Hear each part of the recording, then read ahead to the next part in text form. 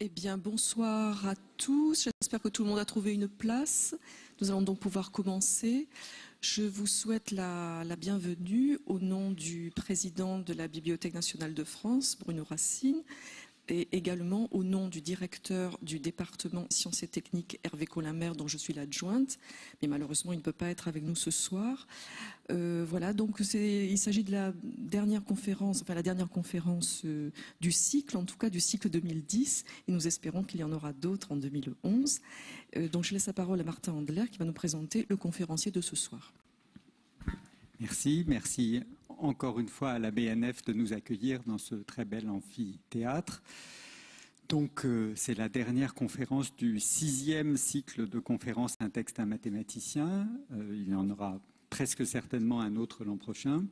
J'ai le plaisir d'accueillir Cédric Villani. Donc Cédric Villani, à ma gauche, est professeur à l'École normale supérieure de Lyon. Il est depuis l'été dernier directeur de l'Institut Henri Poincaré à Paris.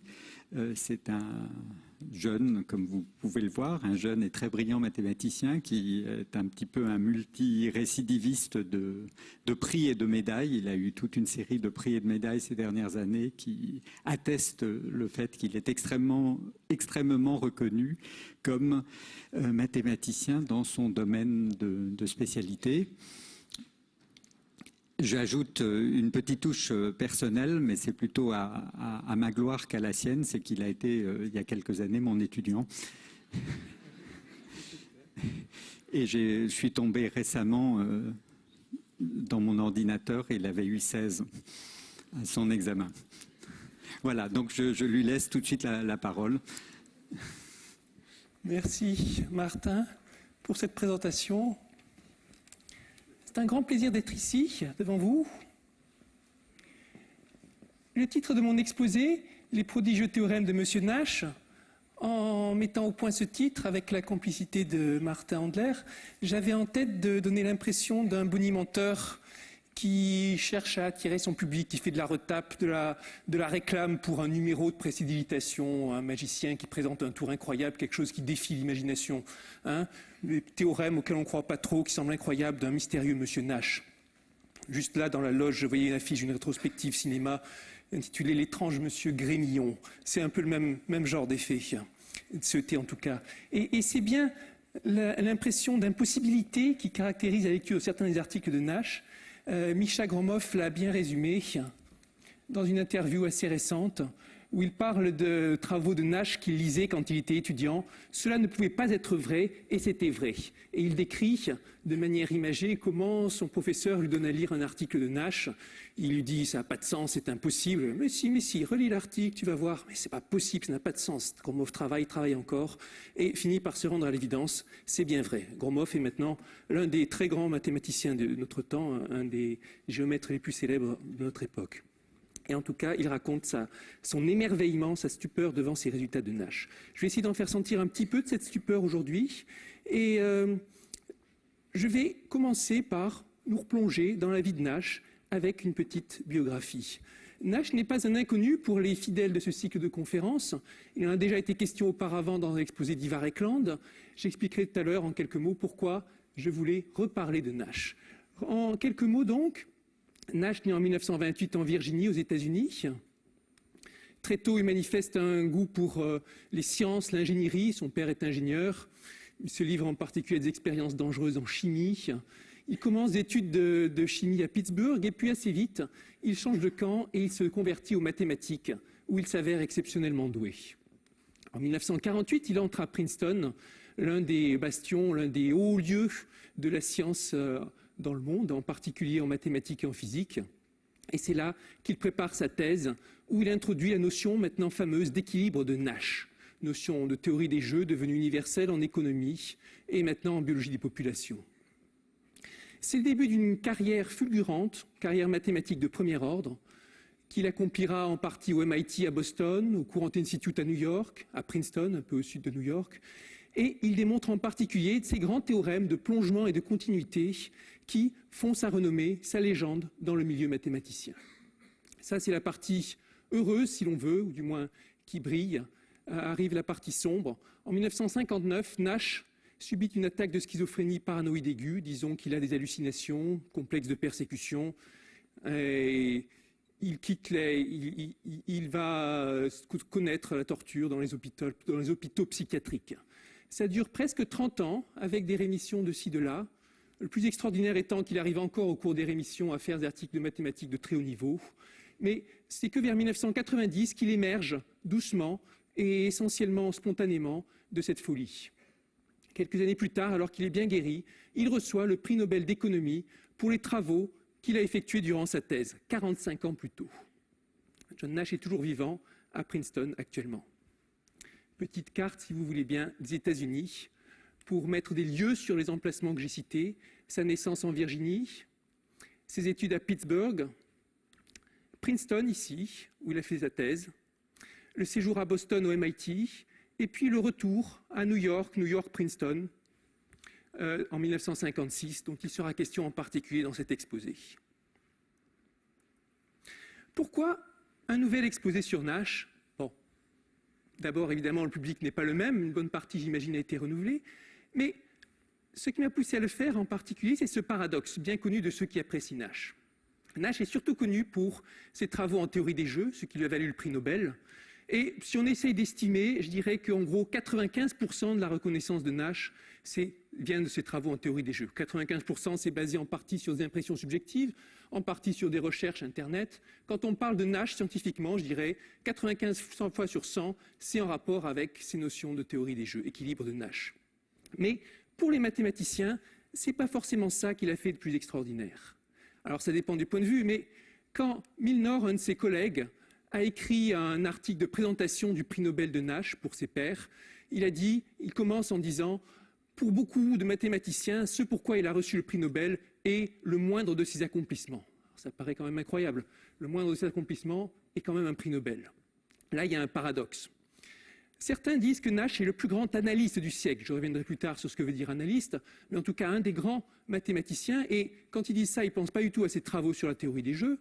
Gromov nous dit combiner une extrême puissance analytique avec l'intuition géométrique. Et Gromov ajoute, toujours dans cette interview, ce que Nash a fait en analyse et en géométrie est plus fort de plusieurs ordres de grandeur que ce qu'il a fait en économie. Alors nous avons ici une situation paradoxale, bien connue, une situation qui semble un peu injuste, qu'on oublie souvent quand on présente Nash, ses travaux en analyse, et qu'on parle le plus souvent de ses travaux en théorie des jeux, et c'était une injustice que je me sentais devoir réparer. Donc les objectifs dans cet exposé, faire un petit coup de projecteur sur une période plus mystérieuse de son œuvre. Pas la théorie des jeux, plus mystérieuse au sens où c'est quelque chose qui est plus difficile à expliquer, qui est plus difficile à partager. Et puis cette question qui va revenir, qu'est-ce qui fait la valeur d'un résultat mathématique? Est-ce que c'est son utilité? Est-ce que c'est sa force? Est-ce que c'est la surprise? Est-ce que c'est le caractère inattendu du résultat? Qu'est-ce qui fait qu'un résultat mathématique est beau ou fort ou puissant? Celle-ci va nous permettre d'entrer dans les coulisses d'un des articles mathématiques les plus célèbres et dramatiques du XXe siècle, en fait, le dernier article écrit par Nash avant de basculer dans la folie. Et l'histoire ici va commencer en 1956. À gauche, John Nash. Vous voyez ici une photo prise vers cette période sur une plage californienne. Vous constatez qu'il a une belle allure, il n'a pas beaucoup à envier, sa carrière n'a pas beaucoup à envier à celle de Russell Crowe, qu'il interprétera à l'écran 45 ans plus tard dans un film à succès. Il arrive au Courant Institute, il revient de Boston. Courant Institute, un haut lieu à l'époque des mathématiques appliquées, comme on l'appelait. Et quand il arrive, ce n'est pas du tout un inconnu, sa légende l'a déjà précédé. Beaucoup de ses collègues sont très excités à l'idée de le rencontrer, ses nouveaux collègues, et en particulier Louis Nirenberg, déjà un mathématicien très reconnu, est impatient de discuter avec lui, il a un problème pour lui. Voilà un problème qui le tourmente et que peut-être Nash saura résoudre. Pourquoi lui plus que tout autre? On va voir. Donc je vais commencer à faire ici un long flashback, si vous me permettez, un retour en arrière à partir de cette période et expliquer ce que Nash a fait avant de venir ici, pourquoi il est célèbre, qu'est-ce qui fait que Nirenberg pense que c'est l'homme de la situation. Et après, je reparlerai de cette interaction avec Nirenberg et de ce qui en a suivi. Ce qui a rendu Nash célèbre en particulier, c'est ce théorème de plongement isométrique. Plongement, comme quand vous plongez un objet dans un bain, dans un liquide, dans un fluide. Isométrique, qui préserve les distances égales, isométriques. Alors, pour expliquer le problème, c'est un problème de géométrie, imaginons comment on se représente la Terre. Ceci est une vieille représentation de la Terre, ancienne disons. Et pendant très très longtemps, jusqu'à récemment, la seule façon qu'on avait de connaître la Terre, c'est de l'explorer. On marche à travers la Terre, on voyage, on calcule les distances, des angles, et on dresse ainsi une carte de la Terre, basée sur notre expérience propre, sur nous qui avançons, à la surface de la Terre. Et puis un jour, l'homme a pu aller dans l'espace, on a vu de loin la Terre, si on veut, on s'est bien rendu compte de ce qu'on savait déjà par d'autres moyens, on s'est rendu compte visuellement que la Terre, c'est comme une sphère plongée dans l'espace. Ici, imaginez l'idée de plongement. La Terre, vous pouvez la voir comme cette surface qui nous est habituelle, qu'on voit au quotidien, ou bien la surface d'une sphère plongée dans l'espace, que cet espace soit matérialisé ou pas. Et la géométrie de l'espace, elle est très simple. Oubliant la relativité d'Einstein et d'autres ce genre de choses, en première approximation, c'est la géométrie euclidienne telle qu'on en a l'habitude, la géométrie dans l'espace, comme on dit. Donc ici, on a une représentation qui est somme toute assez simple. Ici, quelque chose qui peut être très compliqué. Et de fait, la géométrie, la science de la mesure sur la Terre, a réservé beaucoup de surprises et été l'objet de controverses. Je vais l'illustrer avec une qui a fait couler beaucoup d'encre en son temps, la recherche de la Qibla. En religion islamique, comme vous savez sans doute, on est censé autant que possible se tourner vers la Mecque pour prier. Question, quelle est la direction de la Mecque? Alors, c'était un sujet important. À l'époque, pendant très longtemps, ça se faisait par l'art. C'était tout un art de calculer ça. Maintenant arrivent des outils sur Internet. Voici Qibla Locator, qui vous permet de localiser à partir de n'importe quelle position la direction de la Mecque. Alors, élargissons l'échelle. Voilà. À partir de la France, on voit bien ici la direction de la Mecque, franchement sud-est. Déplaçons-nous dans cette direction, justement. Voilà. On arrive à notre destination. D'accord? Alors, jusqu'ici, rien de spécial.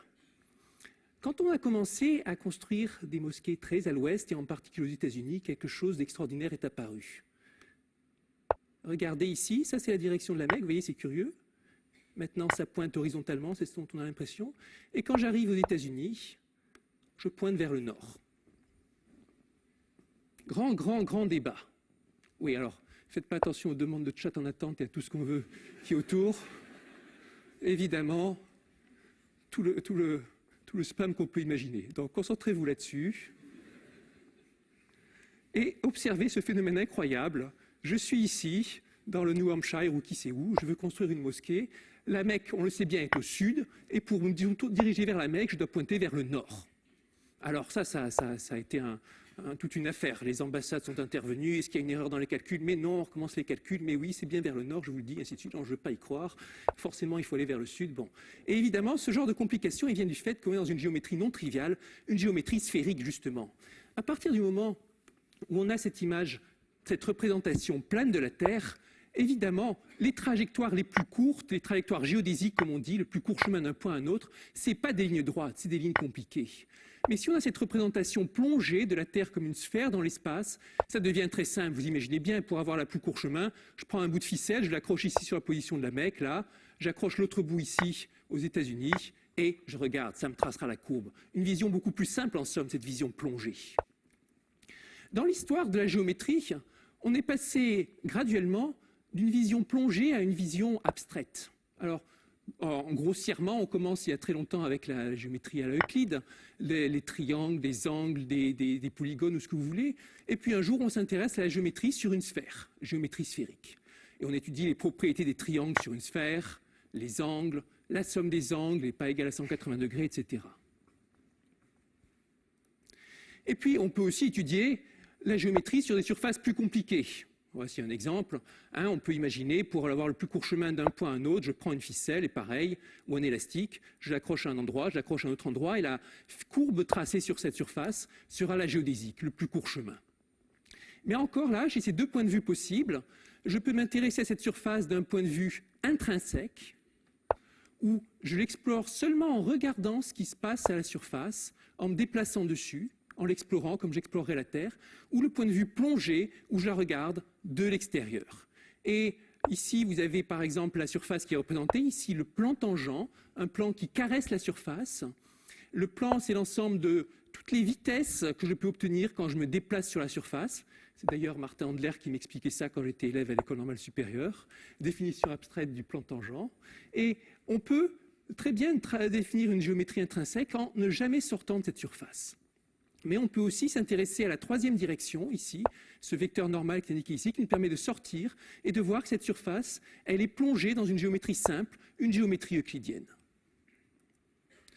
Au XIXe siècle, on découvre de nouvelles géométries, pas seulement la géométrie sphérique ou la géométrie que je vous ai montrée tout à l'heure, mais en particulier la célèbre géométrie hyperbolique, ou géométrie de Gauss, ou géométrie de Lobachevsky, elle a plusieurs noms. Je ne vais pas définir la géométrie, mais montrer certaines de ses propriétés. Imaginez que l'espace géométrique est l'intérieur de ce disque, et ici, ces courbes qui sont tracées, ce sont les chemins les plus courts pour aller d'un point à un autre, ce sont l'équivalent des droites, des géodésiques. Certaines sont des arcs de cercle, d'autres des vraies droites.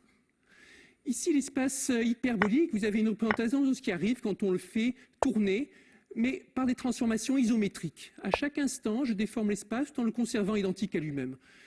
Dans l'espace euclidien, ce serait une rotation classique. On fait tourner les objets. Ici, ce n'est pas vraiment une rotation. Il y a un point qui est fixé. Il se passe des choses incroyables. Si vous regardez ce qu'il advient d'un point que vous suivez, vous voyez qu'il se passe des choses étonnantes. Mais pourtant, cette transformation conserve les distances de la géométrie hyperbolique. C'est une isométrie. Et les distances, en particulier dans cette géométrie hyperbolique, varient d'un point à un autre. Tous les poissons représentés ici, dans cette figure d'artiste, ont la même longueur mesurée en géométrie hyperbolique. Celui-ci paraît beaucoup plus petit, mais c'est parce qu'il est à un endroit où on mesure les longueurs de manière beaucoup plus grande. Et l'espace en particulier est infini. S'il laissait atteindre le bord, je n'y arriverai jamais parce que plus je m'approche du bord, plus je serai obligé de ralentir. Ça, ce sont les propriétés étranges de la géométrie hyperbolique. Et on peut définir cette géométrie et la mener, la développer comme la géométrie euclidienne. C'est ainsi que l'avaient bien compris Gauss et d'autres. Riemann a bouleversé la géométrie en la rendant complètement intrinsèque et abstraite. C'est de lui que date ce changement de point de vue. Pour Gauss hésitait justement. Une des raisons pour lesquelles il n'a pas publié ses résultats, c'est parce qu'il se demandait si on pouvait vraiment appeler ça une géométrie. Parce que ce n'est pas plongé, justement. Riemann est arrivé et a dit « laissons tomber l'histoire de la géométrie plongée, prenons définition de la géométrie de manière intrinsèque. J'ai un espace géométrique et je définis en chaque point des distances et des longueurs. » Et c'est ce qu'on appelle maintenant la notion de variété riemannienne. Je ne donne pas de définition précise, mais l'idée est celle que je vous ai donnée. Cette définition abstraite englobe en particulier la géométrie hyperbolique et de nombreuses géométries. Mais toujours une question qui se pose, chaque fois que vous introduisez un concept plus abstrait et plus général, est-ce qu'il est vraiment plus général que la notion de géométrie plongée? Ou est-ce que n'importe quelle géométrie définie au sens de Riemann pourrait en fait se représenter comme une géométrie plongée, a priori plus simple? Par exemple, prenons l'espace hyperbolique.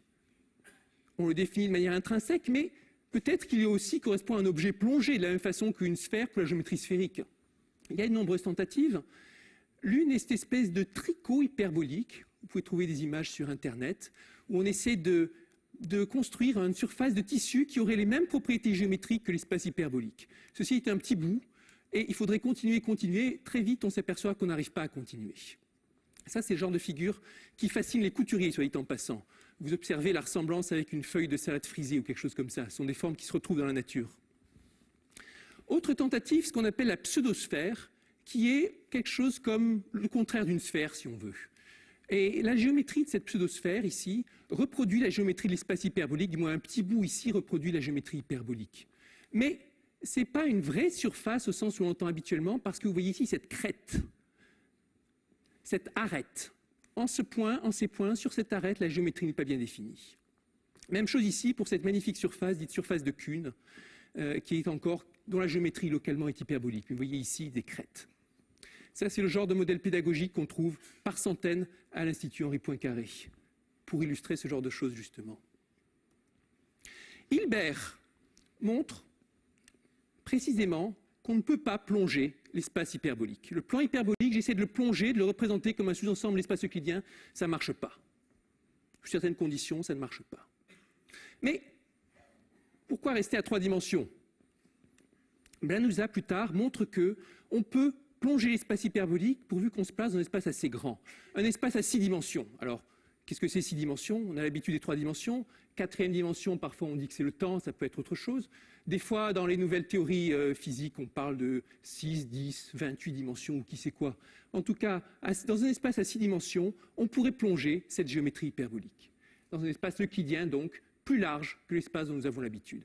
Question, en est-il de même de n'importe quelle géométrie, hyperbolique ou pas? Je prends une géométrie riemannienne, est-ce que je peux la plonger? Et ça, c'est le problème que Nash s'est posé quand il était au MIT. Comment il se l'est posé? Un de ses collègues un jour lui a dit, en gros ça, si tu es si bon, pourquoi ne résous-tu pas le problème du plongement isométrique?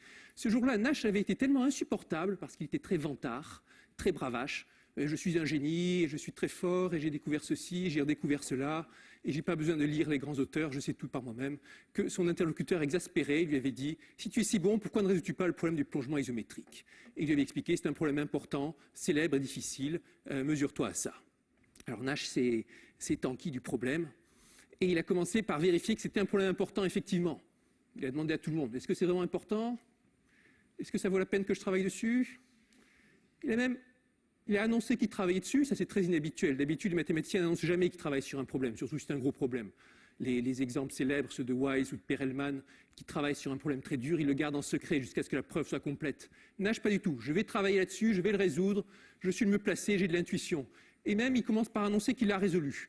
Pas par anticipation, mais pour voir vraiment quel effet ça fait aux gens. Un peu comme dans ces histoires où un personnage fait semblant d'être mort pour voir si les gens tiennent vraiment à lui. Là, Nash fait semblant d'avoir tué le problème pour voir si les gens tenaient vraiment à ce problème. Bon, alors après qu'il s'est convaincu que bon, c'est un problème qu'il mérite, alors il va relever le défi. Et il y passe 2 ans. Et l'incroyable, c'est qu'il finit par le résoudre. Au bout de ces 2 années, il a prouvé 2 théorèmes, le plongement peu lisse, comme on dit en 1954, le plongement très lisse en 1956, qui provoque la stupéfaction. Pourquoi stupéfaction? C'est ce que je vais essayer de rendre un petit peu. Non seulement il a résolu le problème, mais la façon dont il a résolu le problème a stupéfié. Premier motif d'étonnement, la méthode utilisée par Nash. Le problème du plongement est un problème de géométrie et posé en des termes plutôt abstraits, et c'est dans cette direction que cherchaient les gens. Nash l'a résolu par de l'analyse très concrète. Les spécialistes de ce problème ont été stupéfaits. 50 ans plus tard, à peu près, le même genre de situation se reproduira quand Gregory Perelman résoudra ce qu'on appelle conjecture de Poincaré, qui est un problème de géométrie, problème de topologie, avec des méthodes d'analyse très concrètes. Et ça a été la stupéfaction de même. Comment a-t-on pu résoudre ce problème avec cette méthode? La stupeur provoquée par Perelman fait écho à la stupeur provoquée un demi-siècle plus tôt par Nash. Voici ce que dit Gromov de cette découverte. Le travail de Nash est l'un des premiers travaux qui ont rendu la géométrie riemannienne simple, un incroyable changement d'attitude sur la façon de penser aux variétés. Vous pouviez les prendre à main nue. Quelque chose qui semblait un concept abstrait, on pouvait travailler dessus et en faire ce plongement qui finalement est quelque chose de plus concret qu'on ne croyait. J'ai prononcé le mot analyste, et qu'est-ce qu'un analyste? Les mathématiciens n'ont pas tous la même façon de penser, pas tous la même façon d'aborder les sujets, pas tous les mêmes outils, pas tous le même cerveau.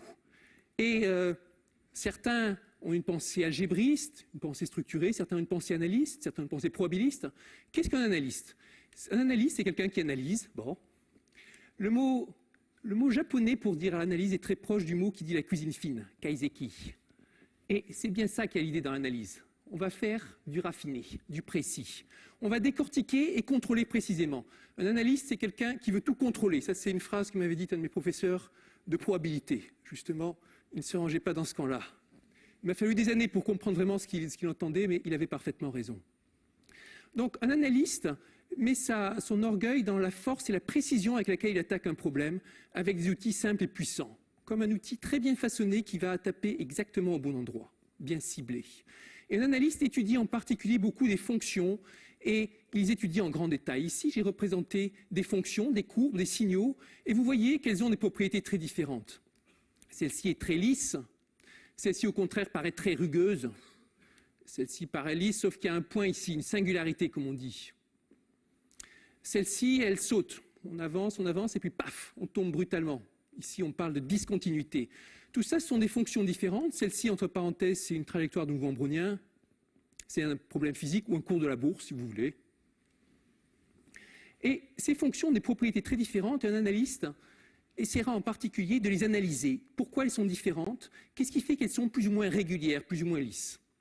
Alors, je rappelle pour les lycéens la notion de dérivée, qui est la première notion d'analyse fine introduite par Newton et Leibniz il y a bien longtemps. La fonction dérivée, on peut y penser comme une vitesse ou un taux de variation ou une pente, est définie comme suit. Ici, vous avez une courbe.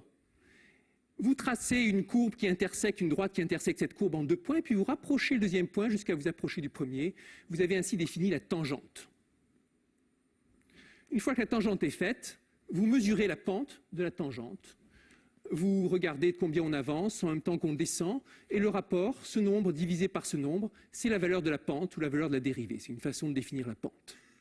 Ici, cette fonction, j'en ai analysé les pentes, les tangentes. Ici, la pente est nulle. J'ai reporté ici sur la courbe de la dérivée la valeur 0. Donc ici, c'est la valeur de la dérivée. Ici, c'est la valeur de la fonction. Ici, la pente est négative, on descend. J'ai reporté à cet endroit-là une valeur négative, et ainsi de suite.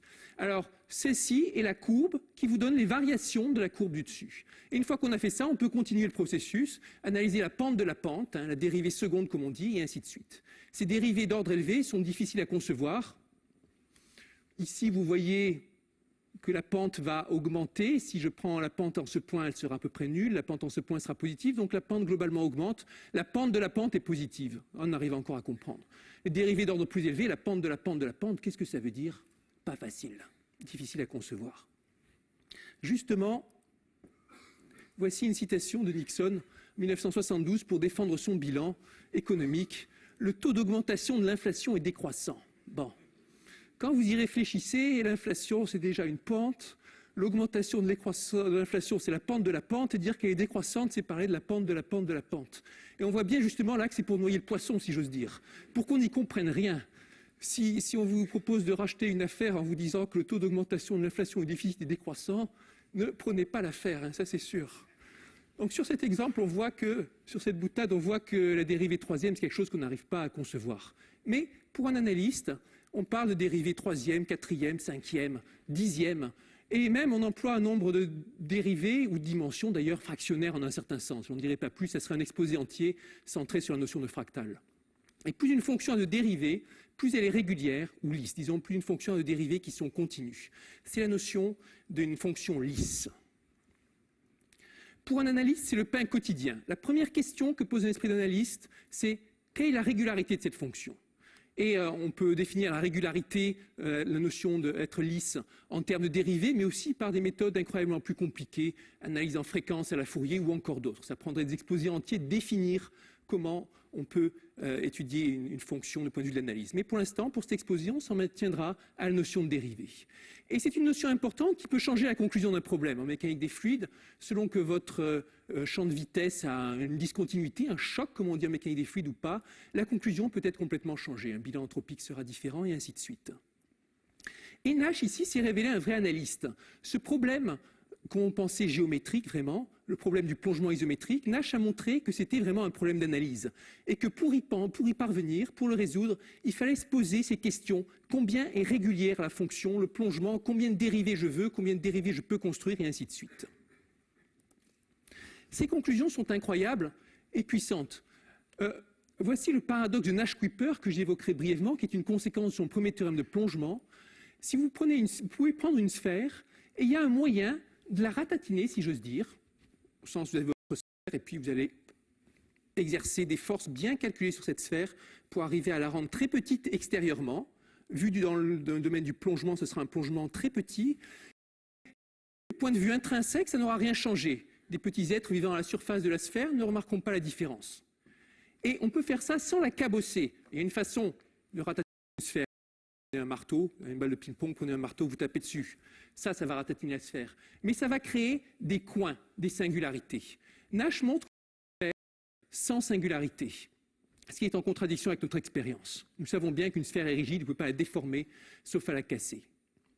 Nash montre aussi que même l'espace hyperbolique, on peut le plonger dans l'espace euclidien habituel. Il semble y avoir contradiction. Hilbert a montré que c'était impossible. Et là, c'est une question de régularité. Nash montre que c'est une question de régularité. En fonction du nombre de dérivés qu'on demande, on peut le faire ou pas. Et le grand théorème de plongement en particulier, le grand théorème de plongement de Nash, son deuxième, qui a un effort colossal de concentration, on peut toujours plonger une géométrie abstraite, quelle qu'elle soit, de manière très lisse, dans un espace euclidien suffisamment grand. Donc, par ce théorème, Nash montre qu'il y a équivalence du point de vue abstrait de Riemann et du point de vue concret de Gauss. Donc ça, c'est un pas majeur dans la géométrie riemannienne. Et ces preuves sont incroyables aussi. On aurait montré ça à un géomètre, il aurait pensé que Nash était fou allié à l'époque. Nash, pour construire son plongement, il commence par réduire grossièrement les distances. Et puis, il les augmente peu à peu par des tortillons. Voici un exemple de ce que ça donnerait, ces tortillons appliqués à un beignet. Et puis, il attaquait un système d'équations très difficile, car sa résolution fait perdre des dérivés. Alors, sans le dire, c'est un système d'équations qui régit ce plongement isométrique et qui semble frapper de malédiction. Si vous essayez de le résoudre avec 3 dérivés, vous arrivez à en construire que 2. Vous essayez avec 5, vous arrivez à en construire que 4, et ainsi de suite. On appelle ce phénomène perte de dérivés. Et Nash a trouvé, ce phénomène était bien connu des analystes, et Nash a trouvé comment le résoudre. À cette perte de dérivés, Nash a opposé une méthode très ancienne, datant de Newton, pour calculer de manière approchée les zéros, les points d'annulation d'une fonction. C'est une méthode qu'on apprend à l'école parfois. On l'appelle schéma d'approximation numérique de Newton. Par exemple, ici j'ai une fonction, je veux approcher de ce zéro-là, l'endroit où la courbe croise l'origine.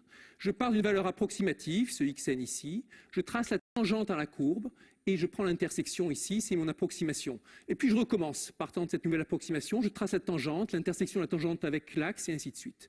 Cette méthode d'approximation a la particularité de converger extrêmement vite. Nash a montré qu'on pouvait s'en servir pour vaincre ce phénomène de perte de dérivés. C'est un vrai raisonnement d'analyste, mais un raisonnement auquel personne n'a cru. Comment ça peut marcher? Alors les gens ont bien vérifié la preuve de Nash, ça leur a pris longtemps, mais ils sont finis par se convaincre. Et ces outils, après, ont été repris. Ces outils ont donné naissance à de nouvelles théories puissantes par la suite, qui ont le nom intégration convexe ou schéma de Nash-Moser, et qui permettront plus tard d'attaquer quantité de problèmes mathématiques. Donc, en 1956, Nash, c'est l'homme qui a compris la régularité mieux que quiconque et l'application en géométrie. Il a résolu des problèmes sur lesquels les analystes se sont cassés les dents pendant des années et il l'a résolu pour un problème de géométrie qui semblait abstrait. Nirenberg se dit, c'est l'homme de la situation, c'est à lui qu'il faut que je pose le problème qui me tourmente et c'était un problème de régularité des équations aux dérivées partielles. Régularité, je vous ai expliqué un peu, une fonction est d'autant plus régulière qu'elle a plein de dérivés ou que la pente de la pente de la pente et ainsi de suite varie doucement. Équation aux dérivées partielles, qu'est-ce que c'est? Dérivées, je vous en ai parlé. Dérivées partielles maintenant. Prenez une fonction qui dépend de plusieurs variables. Mettons l'ensoleillement, fonction du temps, du moment de la journée, et puis fonction de la latitude et de la longitude, si vous vous déplacez sur une carte. Vous pouvez calculer combien l'ensoleillement varie en fonction du temps. Si ça s'accroît, selon les heures, ça va croître ou décroître. Mais combien ça varie aussi quand vous changez de latitude ou quand vous changez de longitude, par exemple. Vous avez ainsi les dérivées partielles, la pente, la variation par rapport au temps, par rapport à la latitude, par rapport à la longitude, et ainsi de suite. Peut-être qu'il y a beaucoup d'autres paramètres. Ces dérivées partielles peuvent être liées par des équations. Une équation qui fait intervenir les dérivées partielles d'une fonction, c'est ce qu'on appelle une équation aux dérivées partielles, EDP en abrégé, et ça intervient dans toutes les sciences. Une combinaison particulièrement célèbre de dérivées, c'est ce qu'on appelle le Laplacien, le nom de Laplace. Le Laplacien d'une fonction, d'un signal U, est donné par la somme des dérivées secondes. Ici, je regarde comment ça varie par rapport à la première coordonnée, peut-être c'est la longitude, et je dérive 2 fois, je regarde la pente de la pente, la variation seconde. Puis j'ajoute toutes ces dérivées secondes les unes après les autres et j'obtiens ainsi le Laplacien.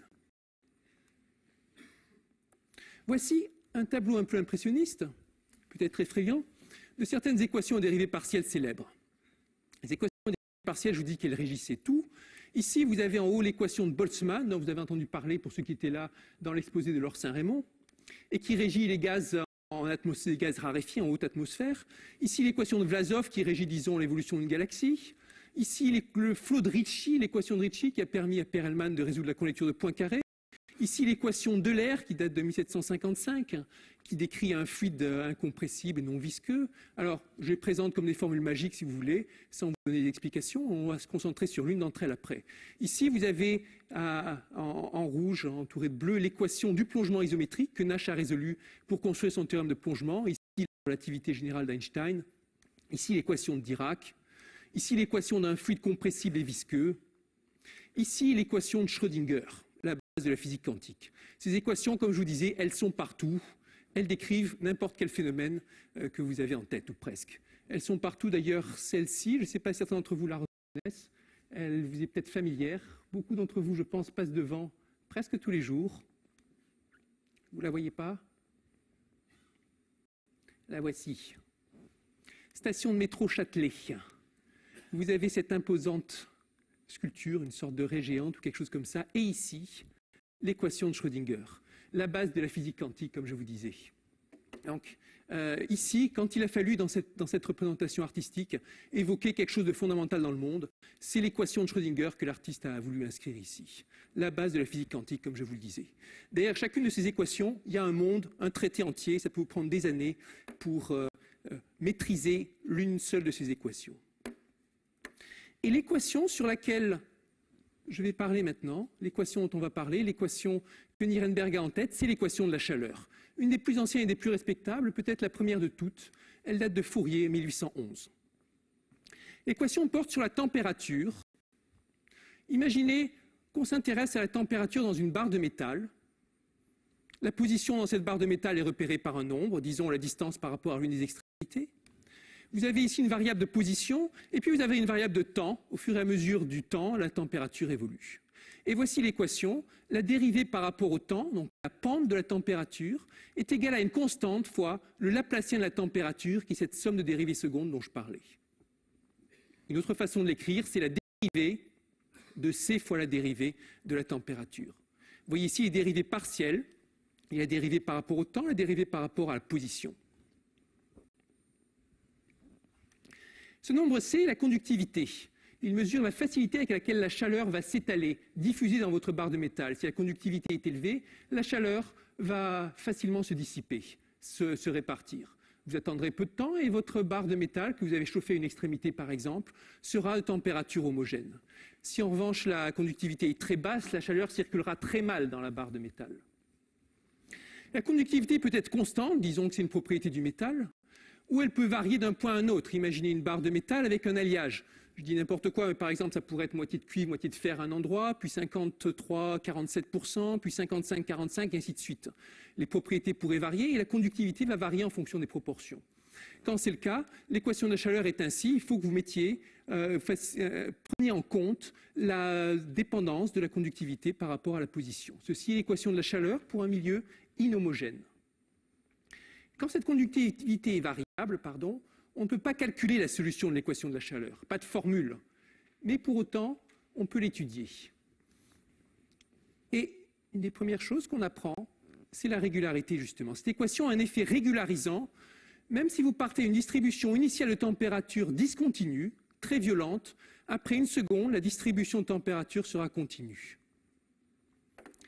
Pour visualiser ça, voici quelques simulations numériques préparées par Francis Filbé à Lyon. Alors, qu'est-ce que j'ai représenté ici? Ici, la position, mettons qu'il y a un centre dans la barre de métal, là c'est moins 30 cm, plus 30 cm. Initialement, on définit la température en utilisant les thermostats et, par exemple, on chauffe beaucoup cet endroit à 10 cm de l'origine, on chauffe un peu cet endroit et ainsi de suite. Ça, c'est la condition initiale, et puis on fait partir, on regarde ce qui se passe. Vous voyez, ça s'étale. Au fur et à mesure, la chaleur diminue, la chaleur maximum diminue, le pic ici, et petit à petit, ça devient plus homogène. Si on attendait très très longtemps, on verrait la température devenir constante dans la barre de métal. Par rapport à la répartition initiale, vous vous souvenez, c'était beaucoup plus accidenté que ça. Petit à petit, la chaleur va diffuser dans la barre de métal, et c'est cette équation de la chaleur qui va vous donner la façon dont ça diffuse. Vous voyez ici ces pointes? Dès qu'on fait élargir le temps un tout petit peu, une seconde plus tard, les pointes ont disparu. Ici, si vous voyez, il n'y a plus de pointe vraiment. C'est un peu arrondi au sommet. C'est cet effet régularisant.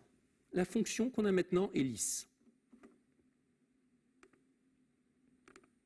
Voici un autre exemple où je vais partir directement d'une donnée initiale discontinue. Donnée initiale, répartition de température. Là, vraiment, on donne quelque chose d'horrible à ce métal. Ici, c'est très chaud et juste après, c'est assez froid. Ou ici, c'est chaud, juste après, c'est très froid et ainsi de suite. Et ça varie brusquement. Vous passez sans crier gare d'une zone chaude à une zone froide. On fait agir un petit peu. Tout de suite, vous voyez ce qui se passe. Le caractère sauvage s'atténue, ça devient plus apprivoisé. Et si on continue, la température devient assez homogène, très régulière. Regardez ça, comme c'est lisse. Si vous faites du ski là-dessus, vous n'avez pas de surprise. Pas de changement brutal de pente. La pente, c'est ce que vous mesurez quand vous êtes à ski. Pente à 10%, 30%, c'est ça, c'est la dérivée. Quand vous skiez, vous calculez des dérivées. Donc ici, on part d'une situation avec absolument non skiable. Il y a des trous carrément, vous tombez dans des trous. Mais si vous faites agir un petit peu l'équation de la chaleur, ça devient beau. Bon là, c'est encore un peu dur. Mais si vous attendez encore un peu, là, ça devient très agréable. C'est pareil en dimension 2. Je vous ai montré une barre de métal, mais maintenant imaginez une plaque de métal. Et je pars ici de cette distribution de chaleur. Alors en rouge, ce qui est chaud, en bleu, ce qui est froid. On le laisse évoluer. Au cours du temps, la chaleur s'étale. Et ça devient beaucoup plus homogène. Et ça devient régulier, là encore. Donc tout ça pour illustrer concrètement, visuellement, cet effet régularisant. Maintenant, je vous ai parlé de conductivité constante ou de conductivité qui varie avec la position. Par exemple, un alliage dont la composition varierait. Mais maintenant, imaginez une conductivité discontinue. Un matériau qui serait même plus un alliage, mais il y a des zones cuivre, des zones fer, des zones cuivre, des zones fer, réparties n'importe comment. Avec une conductivité en conséquence qui va passer d'un endroit à l'autre sans crier gare. Conductivité discontinue. Les propriétés de la chaleur d'une région à l'autre vont être très différentes, on s'attend à ça. La conductivité pourrait même être quelconque, on pourrait préparer un matériau n'importe comment, avec un alliage vraiment mal dégrossi. Que va-t-il se passer?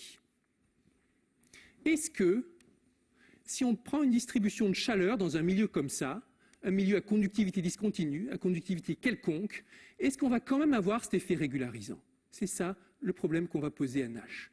Je vais revenir dessus, mais d'abord je vais vous le montrer visuellement aussi, et vous convaincre que c'est moins facile, moins intuitif que l'autre, en vous montrant ce qui se passe dans un milieu dont la conductivité est discontinue.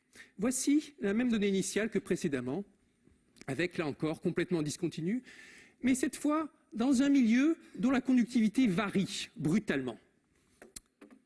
Et regardez ce qui se passe. Ah, c'est pas mal. Ça semble régularisé aussi. Mais si vous faites un zoom, vous voyez que c'est pas aussi beau que ça l'était. Oups. Vous voyez? On voit des variations. Si vous faites du ski là-dessus, vous sentirez des brusques accélérations ou ralentissements. Ce n'est pas comme c'était le cas ici avec la viscosité constante, avec la conductivité constante. Là, c'était vraiment très lisse. Maintenant, dans ce problème avec la viscosité variable, avec la conductivité variable, décidément, vous avez des brusques décrochements. On sent que la fonction est moins lisse, mais elle est quand même continue. On ne tombe pas dans des trous. Et pareil, quand on regarde en dimension 2, ici, vous partez de cette situation, on chauffe. La situation au départ est assez régulière et on va laisser évoluer, voir ce qui se passe au cours du temps dans ce milieu inhomogène.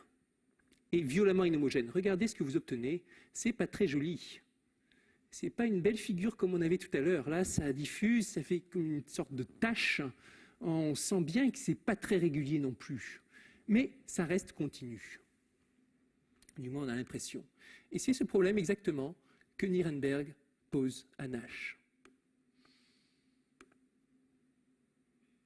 Donc, je le répète, c'est un problème physique, si l'on veut. Vous avez une distribution de chaleur, une distribution de température, dans un milieu qui est très hétérogène, la conductivité est discontinue. Donc, cette distribution de température dépend du temps, la température dépend du temps et dépend de l'espace. Et je pars avec une condition initiale qui est discontinue, très violemment discontinue.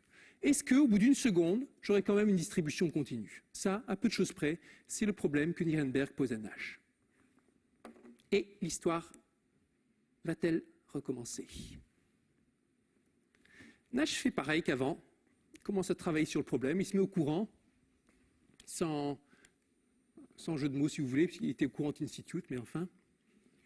Nash se met au courant, pareil, est-ce que c'est un problème qui me vaut? Est-ce que c'est un problème difficile? Est-ce que c'est un problème important? Il demande à tout le monde. On l'aiguille, il va voir Ormander, il va voir Stein, les uns les autres, Lax. Bon, oui, c'est un problème important. Oui, ça vaut le coup de réfléchir là-dessus. Bon, d'accord, je vais réfléchir. Il travaille sur le problème. Il revient voir Nirenberg chaque semaine. Oui, j'ai une idée, peut-être on va faire comme ça ou ça. Est-ce que ça marche ça? Nirenberg est consterné parce que les questions sont toutes plus stupides les unes que les autres. Visiblement, Nash ne connaît rien à l'équation de la chaleur. Il n'a pas la bonne intuition là-dessus. Est-ce qu'il est si bon que ça? Mes espoirs sont déçus, se dit Nirenberg. Et puis petit à petit, il va voir de plus en plus de monde, il pose de plus en plus de questions, et on sent au fur et à mesure qu'il y a un changement qui se fait. Petit à petit, Nash se met bien dans l'esprit de l'équation. Nash, il pose des questions qui sont de plus en plus intelligentes, et puis il y a un plan qui se dessine, on le sent. Et aux uns aux autres, il demande des choses, il met tout le monde à contribution, comme ferait un chef d'orchestre ou un compositeur qui, à chacun de ses musiciens, ferait apprendre une partition, et chaque musicien ne voit que son petit morceau, mais lui a en tête le grand plan d'ensemble. Et c'est la façon dont travaille Nash. Et puis un jour, il faut bien se rendre à l'évidence, le problème est résolu. Il a fallu 6 mois à Nash. Au début, il ne connaissait rien à ce problème, et à la fin, il l'a craqué, comme on dit. Là encore, l'histoire s'est répétée. Nash a relevé le défi, et encore une fois, la solution est époustouflante. Personne, aucun des spécialistes n'aurait pensé à aborder les choses de la façon dont il a fait. C'est cet article qu'on va examiner rapidement. Comme je disais, c'est l'un des plus célèbres dans l'histoire des équations aux dérivées partielles, pour diverses raisons, j'en reparlerai après. Continuity of Solutions of Parabolic and Elliptic Equations. Donc maintenant, vous comprenez de quoi il s'agit. C'est la continuité des solutions de l'équation de la chaleur, si vous voulez, dans un milieu très hétérogène. Ce n'est pas un article très long, 24 pages. Et on va parler aussi plus tard de la publication. L'article commence dans l'introduction avec une profession de foi qui fait la promotion des équations aux dérivées partielles. Les problèmes ouverts dans le domaine des équations aux dérivées partielles sont très pertinents pour les mathématiques appliquées et la science en général. Je vous l'avais bien dit, les équations aux dérivées partielles, c'est partout. Et ce domaine semble voué à un développement rapide. Il semble clair toutefois que de toutes nouvelles méthodes doivent être employées. Là, il a parfaitement raison. Nous espérons que ce travail y contribue significativement et que les méthodes nouvelles utilisées dans notre précédent article révéleront leur valeur. Pareil, je vous avais dit, dans le terme de plongement, ce sont les méthodes qui ont fait la grande valeur de l'article. Ici, c'est pareil. Les méthodes nouvelles introduites par Nash vont pouvoir être utilisées. Nash en a conscience. Les méthodes, c'est au moins aussi important que le résultat que je démontre. Comme quand un écrivain écrit un nouveau roman, on peut s'intéresser à l'intrigue, à l'histoire qu'il raconte, ou on peut s'intéresser au style nouveau introduit par l'auteur, par exemple. Ici, c'est comme si Nash introduisait un nouveau style qui pourra être utilisé dans d'autres problèmes. Plus loin, Nash parle des rapports entre mathématiques et physique. On ne sait que peu de choses sur l'existence, l'unicité et la régularité des solutions des équations générales du mouvement pour un fluide visqueux, compressible et conducteur de chaleur. Un intérêt dans ces questions nous a mené à entreprendre ce travail. Donc, Nash montre le but ultime qu'il a dans sa tête sont les équations de Navier-Stokes, comme on les appelle, pour un fluide visqueux et conduisant la chaleur. Problème beaucoup plus compliqué, évidemment, que ce problème de transmission de la chaleur dans une barre de métal qui, a priori, n'est pas un problème, n'est pas un fluide compressible. On a du mal à penser à du métal comme à un fluide. Même si c'est, par exemple, l'erreur historique qui a fait que Kelvin s'est trompé dans l'âge de la Terre. On croit souvent que c'est la radioactivité, mais en fait, c'est une erreur d'appréciation sur le fait que le manteau terrestre, même s'il ressemble à du fer solide, sur les échelles de temps considérées, doit être considéré comme un fluide. Et ce n'est pas l'équation de la chaleur qu'il faut résoudre. En tout cas, ce que dit Nash ici, on pourrait le reprendre à notre compte aujourd'hui. On sait toujours, 50 ans après, presque rien sur l'existence, l'unicité et la régularité des solutions des équations générales de mécanique des fluides. Nash a un style informel et explicatif dans cet article, très appréciable quand on essaie de le lire. Et pas toujours la règle dans les articles de mathématiques. Il nous dit par exemple, le résultat clé semble être la borne, une estimation qu'il établit. Elle ouvre la voie aux autres résultats. Dans son article, il nous explique qu'est-ce qui est vital et qu'est-ce qui est le plus important. Nous avons dû travailler dur pour obtenir cette borne. Le reste est venu rapidement. Il parle de la genèse de l'article. Plus loin, par exemple, vous voyez, l'inégalité qui suit est dynamique. Il a un langage imagé. Il essaie de nous faire sentir comment il ressent les choses. L'inégalité puissante, après. à l'opposé d'un style froid et détaché qu'on imagine d'habitude pour un article de mathématiques. Les méthodes employées ici ont été inspirées par l'intuition physique, mais le rituel de l'exposition mathématique tente à cacher cette base naturelle. Donc là encore, Nash affirme un principe qui l'a guidé. Il se laisse guider par le problème et en particulier, l'intuition physique lui donne des idées pour résoudre le problème. Ce n'est pas, comme on le pense souvent, un résultat mathématique qui va permettre d'étudier le résultat physique, d'étudier le problème physique. Ça, c'est vrai. Mais dans l'autre sens, c'est vrai aussi. L'intuition physique, l'analogie physique peut donner des idées et des outils mathématiques nouveaux pour attaquer un problème. Et ici, Nash a eu une réflexion sur le sens physique de l'équation. Nash a utilisé des concepts inattendus, des concepts connus mais complètement inattendus dans ce contexte. En particulier l'entropie de Boltzmann et Shannon, que vous avez vu passer, c'est pareil si vous étiez à l'exposé de Laure Saint-Raymond. On parlait d'entropie, notion thermodynamique bien connue en physique statistique, développée par Boltzmann en particulier au XIXe siècle, remise au goût du jour par Shannon dans sa théorie de l'information, un des textes fondateurs, 1948, texte fondateur du monde d'aujourd'hui. L'entropie, traditionnellement, mesure le désordre ou l'incertitude microscopique. Pour ceux qui ne savent pas ce que c'est qu'une intégrale, je vais dire en trichant un peu que c'est l'opération inverse d'une dérivée. Je triche un peu beaucoup, mais pensez-y comme ça. C'est une opération, en tout cas, qui s'applique à une fonction et qui renvoie un nombre.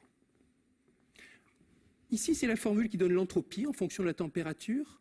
Et cette formule était bien connue, mais ce qui est incroyable, c'est la façon dont Nash l'utilise dans ce contexte radicalement inhabituel.